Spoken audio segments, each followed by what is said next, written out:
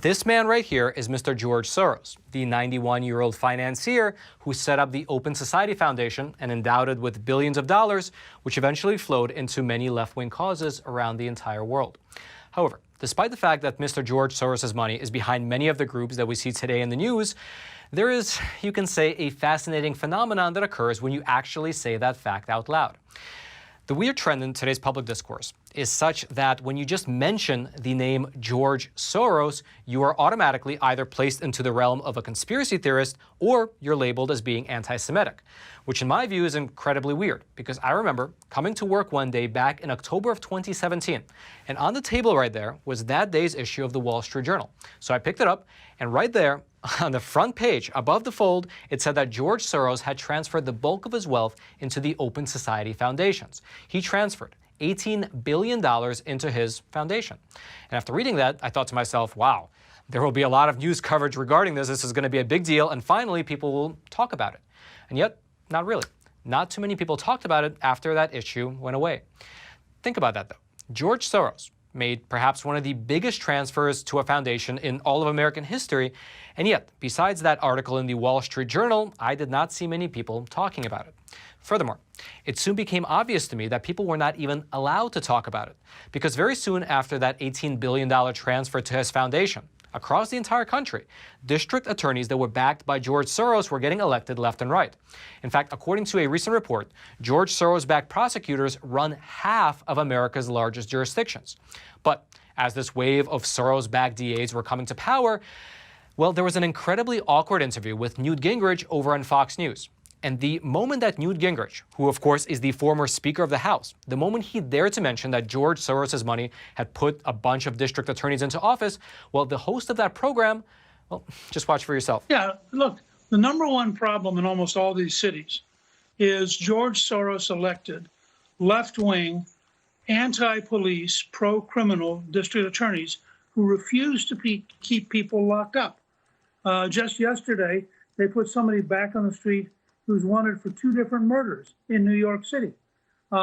You cannot solve this problem, and both Harris and Biden have talked very proudly about what they call progressive district attorneys. Progressive district attorneys are anti-police, pro-criminal, and overwhelmingly elected with George Soros' money, and they're a major cause of the violence we're seeing because they keep putting the violent criminals back on the street. I'm not sure we need to bring George Soros into this. I was going to say you'd get the last word, Speaker. He paid for it. I mean, why can't we discuss the fact that millions of dollars he spent? I agree with Melissa. George Soros doesn't need to be a part of this conversation. Okay. So it's verboten. All right, we're going to. And right there, as soon as I saw that clip, I knew that this interview had revealed a small truth about our political and social landscape. What happened there on Fox News gave a tiny, tiny insight into who truly holds power in our society. And in fact, it reminded me of this famous quote from Mr. Voltaire. If you want to know who controls you, look at who you're not allowed to criticize. And right there, in that interview, as plain as day, was the person that you were not allowed to criticize. One of the wealthiest people in the world, who quite literally donated billions of dollars to his left-wing foundation, which was then funding the campaigns of radical prosecutors across the entire nation, and you were not even allowed to say his name. If you said his name, well, you saw what would happen. She complains about how I've used the tax laws of this country to my benefit. Then I ask a simple question. Why didn't she ever try to change those laws so I couldn't use them? You know why? She could have changed the laws when she was in the United States Senate, but she didn't. She named a few buildings, that's all she did. The reason that she did not do that is her donors and contributors have used those same tax laws as I did, the same way. I know all of their names, and I know who they are, but it's not up to me to make them public figures. But just check it out. 2 public Hillary supporters who are known are George Soros, who declared losses of $1.5 billion. Soros declared 1.5 losses, $1.5 billion in just 6 months. And Warren Buffett declared $873 million. Ask them, did they write off those losses? Oh, I doubt it, right? Oh, I doubt it. And there are many, many more. Many, many more. We could go through a long list, but just take a look at her donors. I know how the tax code works better than anyone, and I'm going to fix it so it's fair and just and works for you. Works for you. Hackers have leaked over 2,000 documents linked to billionaire George Soros and his grant-making organization, Open Society Foundation. The papers exposed the group's ongoing attempts to influence political processes in Europe, in Russia, other parts of the world as well. Leaked documents from George Soros's Open Society Foundations show persistent efforts by the organization to influence the political process in Europe. To reach out to European voters, the organization has funded local advocacy groups, social media projects, and journalists. Here's an example. Over $130,000 went to a project by a group called EU Observer. This project uses professional news reporting to foster debate on how open society values are under stress in the run-up to the European elections. EU Observer recruited experienced local journalists to visit campaign events, conduct interviews and solicit high-level op-eds in 16 countries. While the Soros organization has been doing all this hard work trying to influence politics in Europe, a leaked document shows the organization's $500,000 effort to find evidence of Russia's alleged influence in Europe's political life.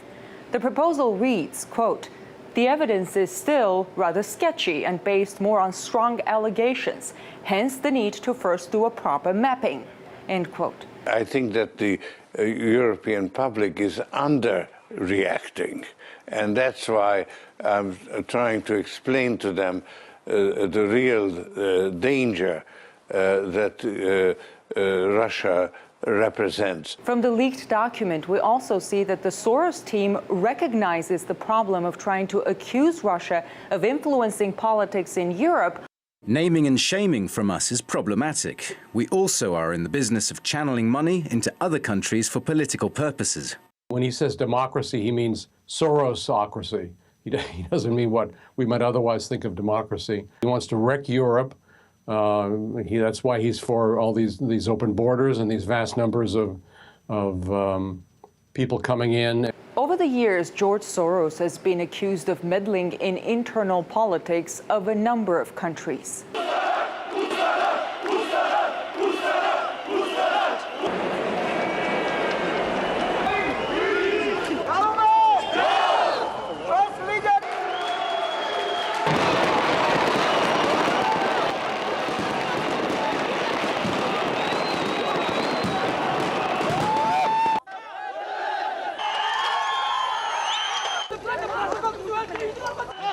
We are trying to make the world a better place, but that's not necessarily what we accomplish. Protests allow people to express the intensity of their feeling. In Ukraine, the protesters won. It's the birth of a nation, but it's only the conception. The bulk of the people in Europe don't realize the new Ukraine, so they'll never know what is at stake and what is being lost. Putin continues to encroach on Ukraine. The weakness of Russia is basically economic, in spite of the very high price of oil. What the West would really need to do is to discourage foreign direct investment to Russia and encourage investment in Ukraine. The policies followed by Ukraine have to be Ukrainian. It's very important that it should be homegrown. The new Ukraine is truly impressive. Their courage, their optimism, and the very judicious judgment as to what is the appropriate thing for them to do. It's really a political decision on the part of Ukraine's allies that they must do whatever it takes to help Ukraine not only to survive, but to actually make progress in the midst of war. If Ukraine actually flourishes, that will tell the Russian people that Russia's problems are actually due to Putin's policies. What do you think will happen to the ceasefire in Ukraine?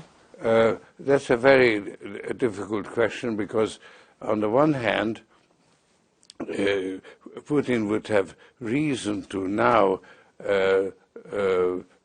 stick to the ceasefire until July in the hope of getting the sanctions expire. But at the same time, he didn't actually achieve his near-term military objectives of connecting Donetsk and Luhansk. There are still Ukrainian troops there. Russia didn't finish that job, so there's also a possibility that if Putin gives up the hope of creating dissent in Europe, that he actually starts and moves in to Mariupol in the next 60 days. George Soros is known to have exclusive access to top U.S. policymakers. Hillary Clinton's emails show when she was Secretary of State in 2011, she received an email from George Soros with his recommendations on how to address a political crisis in Albania. A week later, the person Soros recommended to be sent as a mediator from the EU was in Albania, meeting with politicians there. George Soros is now one of the top donors to Hillary Clinton's presidential campaign, and his influence appears to be stretching much further than European politics. George Soros, the Democratic Party, and Hillary Clinton. That is the subject of this evening's Talking Points memo. As you may know, the 85-year-old billionaire is a far-left fanatic whose open society organization advocates no borders anywhere in the world. According to Soros, everyone should be able to go wherever they want for any reason and stay there. Recently, hackers believed to be backed by Russia exposed more than 2,000 documents connected to Soros and his open society. The information very disturbing. Soros has given about $10 million to groups opposed to the policies of Israel. He has funded individuals accusing Israel of war crimes. He has given a variety of grants to people who literally hate the Jewish state of Israel. In addition, Soros has funded investigations of individuals here in the USA who are opposed to radical Islam. People like Pamela Geller, Frank Gaffney, Liz Cheney, and Cliff May. Mr. May will be here in just a few moments. Finally, George Soros has donated about $13 million to the Democrats this election cycle. That includes $7 million to a Hillary Clinton super PAC. 12 years ago, here's what Mrs. Clinton said about George Soros. We have been given an extraordinary blessing, and at this moment in time, our country needs us. And we need people like George Soros, who is fearless and willing to step up when it counts. Now, to be fair, that soundbite is dated, but the Clinton campaign is accepting money from Soros this year, as stated, and that may present a problem for the secretary. You may remember that Donald Trump got hammered by the media for not disavowing David Duke quickly enough. Duke, of course, a far-right hater. But now we have a far-left individual, Soros, bent on harming Israel, America's strongest ally in the Middle East. So how will the media cover that? Again, Soros, one of the biggest donors to the Democratic Party. Talking Points believes the mainstream press will largely ignore the Soros story, even though it's very important. Does the Democratic Party advocate open borders worldwide, a situation that would make it easy for Islamic terrorists to kill at will anywhere? Does the Democratic Party support the enemies of Israel? Do Jewish voters even know what's happening? Again, a major situation brought to you by Russian hackers and presented to a largely apathetic press when it comes to reporting the truth about the upcoming election. Summing up, the Democratic Party must comment on George Soros and his activities. We've requested a statement from the DNC, and we will let you know tomorrow if they reply.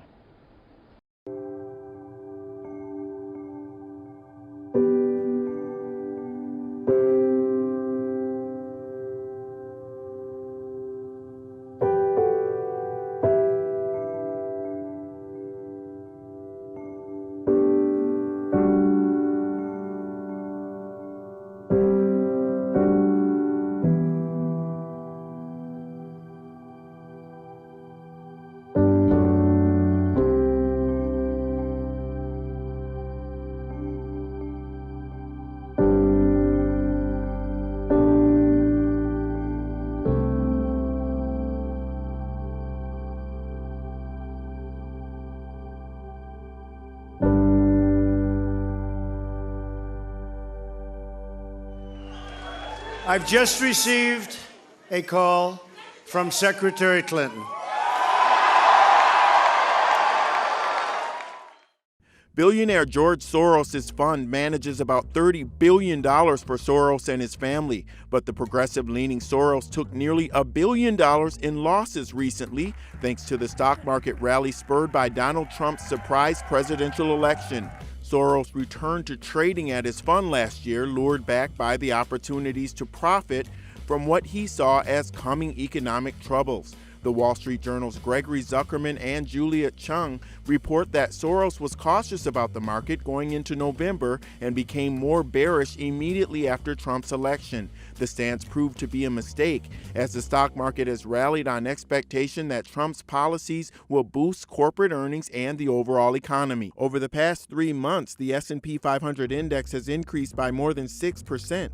As a result, some of Soros' trading positions incurred losses approaching $1 billion, people familiar with the fund say, adding that he adjusted his positions and exited many of his bearish bets late last year, avoiding further losses. I think we're almost 24 hours away from the inauguration of the 45th president of the United States. Where does he stand in an open society? Well, I have described him as an imposter and con man and a would-be dictator. But he's only a would-be dictator because I'm confident that the Constitution and the institutions of America, of the United States, are strong enough. The division of power is in operation, and he would be dictator if he could get away with it, but he won't be able to. A limousine set on fire as demonstrators wreaked havoc in Washington. Police had to push back the protesters so firefighters could get to the flames. A group of people carrying anarchy flags pushed over trash cans and destroyed storefront windows as they swarmed through the streets. Police fought back with pepper spray and tear gas. We welcome visitors to our city, but we will not tolerate the destruction of our neighborhoods, and we absolutely will not tolerate violence against our police officers. But as night fell, protesters lit a bonfire just blocks from the White House. Many demonstrators were handcuffed with zip ties and led away one by one. At least one person was taken to the hospital. Closer to home, near Mar-a-Lago, protesters wheeled a coffin to symbolize the death of democracy. And now a familiar scene outside Trump Tower in Chicago, a huge crowd of demonstrators making their voices heard. Whatever happens, we Americans, we New Yorkers, we patriots will stand united for our rights and the rights of our fellow citizens. You must never give up, because the thing that will help us, that will get us through this, is anger, because otherwise we'll be in sadness and depression. Well, now it's time for us to build our movement. And that starts tonight, and it's all over the country. Tonight, tomorrow, in the days to come, a movement building to protect all the gains we've made and protect the rights of our people. One of the supporters of the nationwide anti-Trump protests is billionaire investor and philanthropist George Soros, who's well known for his charities around the globe, of course. Soros backed at least 50 groups involved in the mass women's march against Donald Trump's inauguration earlier this month. That event drew tens of thousands of protesters across the US alone. In his native Hungary, though, politicians accuse Soros of trying to influence politics. They're proposing now to ban groups that he funds. And as Ilya Petrenko explains next, there are similar calls across more of Europe too. A mega fortune and a knack for success. George Soros, a man who's not used to losing. But can he take that kind of hit at 86? Well, the multi-billionaire has already had to face it on the home front when Hillary lost and Donald won. He funded her and loathed him. November 8th, boom. What we have here is an unexpected mega setback for George Soros. He's in deep trouble. Mr. Soros was born in Hungary. His life was marked by the mission outside America, philanthropy in his homeland and to the east of it. In other words, pushing democracy in what used to be the communist bloc. Watch out for 3 capital letters, NGO. Well, it looks like Trump's win emboldened Europeans here and there to de-Soros themselves. In Hungary, the vice president of the ruling party is already promising to use all the tools at his disposal to sweep out NGOs funded by the globalist billionaire. This is a Soros-backed newspaper in Poland. The government's refusing to talk to its reporters or advertise in it. Oops. Or on a more grassroots level, activists in Macedonia. Yeah, there's been an attempt at regime change there lately. Activists in Macedonia have launched Stop Operation Soros, SOS. Soros has been active in Macedonia for about 20-25 years. In the last 2 years, we've seen an escalation of their activities, which has forced us to take a louder, stronger action because it's openly political and it's destabilizing the country. There's more. No kidding. George Soros is even accused of putting the right man on the throne in the Vatican. Not exactly the communist bloc. Catholics have written to Donald Trump. Investigate and sort it out. For real. The gloves are off. Seems so. Well, the Hungarian foreign minister, meantime, has described the activities of the Soros-funded groups in Hungary as anti-democratic, claiming they undermine the government.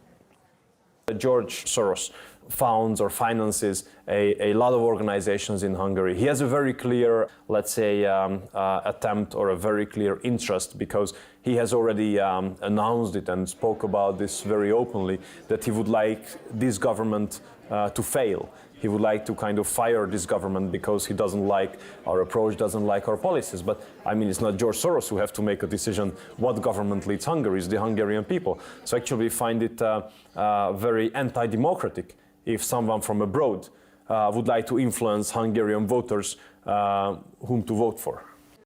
Hungarians overwhelmingly support the government's stand of not accepting illegal migrants and not letting Brussels tell Hungary what to do. That's what Hungarian Prime Minister Viktor Orbán pointed out at an event where the results of a nationwide questionnaire called the National Consultation were released. There are 2 issues threatening Europe's unity: illegal immigration and how to shape the continent's future, said Hungarian Prime Minister Viktor Orbán. He said that multiculturalism has failed, while Brussels wants cooperation from those countries which it failed to consult when it invited masses of migrants to Europe. The Prime Minister emphasized those who don't want migrants should not distribute them in order to get rid of them. Instead, those countries should transfer them out of Europe. Viktor Orbán stated that the government wants a European Europe and not a kingdom of Brussels with kingmaker George Soros pulling the strings. The billionaire hasn't made a secret of wanting to bring 1 million migrants to the continent every year, against the will of Europeans. George Soros is a speculator operating an extensive mafia network endangering the security and future of Europe, said the Prime Minister. Viktor Orbán further said that this question has already exceeded ideology and politics. It is a matter of national security. He said that this debate is far from over and will heat up again this fall. Once again, we are facing tough battles, especially as elections are approaching. Soros will do everything to see a Hungarian government that will do anything he wants them to do, said the Prime Minister. Viktor Orbán made it clear that the government will not let George Soros interfere with the lives of Hungarians. He further reaffirmed that the government will always represent the interests of Hungarian people and not those of the billionaire of Brussels. What's the difference between philanthropy and political activism? Well, there's none if your name is George Soros. He's stepping up his efforts politically to back every leftist in the country and to work as hard as he can against President Trump and his agenda. The left-wing billionaire transferring $18 billion to his Open Society Foundation. That makes it the second largest foundation in the country, and it's all about politics. Soros lost $1 billion because he bet against Donald Trump, his election, and the markets. And he obviously had little use for conservatives even before that. Joining me now, Matt Slapp, chairman of the American Conservative Union. Matt, good to have you with us. Let's start. Great to be here, Lou. Let's start with, we'll get to all of the day's political developments, but it's fascinating to me that George Soros has a foundation dedicated to political activism, left-wing activism, anti-American activism, I believe, in many examples, and he gets to do it through a tax-exempt foundation. What are you kidding me? Yeah, and isn't it amazing that you have these smallish Tea Party groups that get persecuted, prosecuted by the IRS, but I've never heard George Soros even have a nasty letter from the IRS for all this political activity he's running through a C3 foundation. Yeah, and do you think he should be stopped? I think that what's good for the goose is good for the gander. And why is it in politics that people who have a conservative and free market point of view are always attacked, but people on the left seem to get off scot-free? I would be okay with an audit of the Open Society Foundation. I think it'd be a good thing.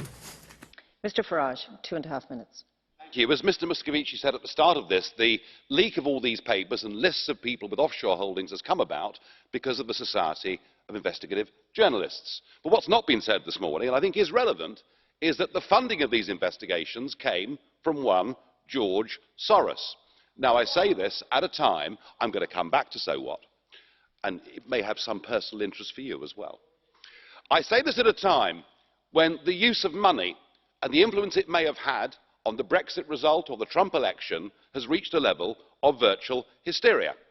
Just last week, the Electoral Commission in the UK launched an investigation to find out whether the Leave campaign took offshore money or Russian money. This came about as a result of questions asked in the House of Commons by one Ben Bradshaw, somebody linked to an organisation called Open Society. I just wonder, when we're talking about offshore money, when we're talking about political subversion, when we're talking about collusion, I wonder whether we're looking in the wrong place. And I say that because George Soros recently gave Open Society, his organisation, which of course campaigns for free movement of peoples and supports supranational structures like the European Union, he recently gave it $18 billion. And his influence here and in Brussels is truly extraordinary. Open Society boast that they had 42 meetings last year with the European Commission. They've even published a book of reliable friends in the European Parliament, and there are 226 names on that list, including yours, sir. I thought you'd find this interesting. We even had last week Mr. Verhofstadt lobbying on behalf of Mr. Soros at the Conference of Presidents in a battle that is going on with Viktor Orbán, the Prime Minister of Hungary. If we're going to have a debate, and we're going to talk about full political and financial transparency, well, let's do it. So I should be writing today to all 226 of you, asking some pretty fair questions. Have you ever received funds, directly or indirectly, from Open Society? How many of their events have you attended? Could you please give us a list of the meetings of all the representatives, including George Soros yourself, and I think this Parliament should now set up a special committee to look into all of this. And I say that because I fear we could be looking at the biggest level of international political collusion in history.